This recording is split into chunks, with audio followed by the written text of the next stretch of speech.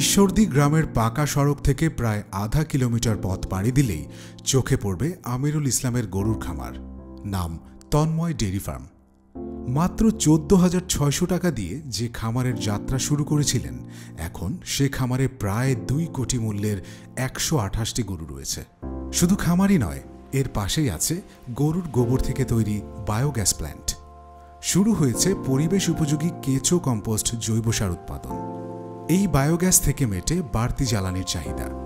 জৈব সার ব্যবহার হয় কৃষিকাজে। ছোটবেলায় একজন আদর্শবান শিক্ষক হওয়ার স্বপ্ন দেখতেন।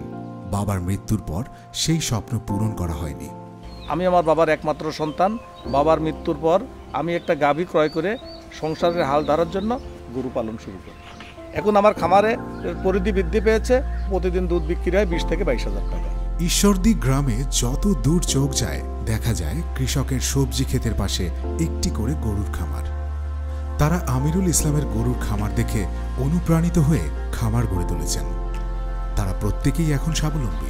যখন দেখি অন্যেরা আমার মতো খামার গড়ে তুলছে, তখন আমার অনেক ভালো লাগে।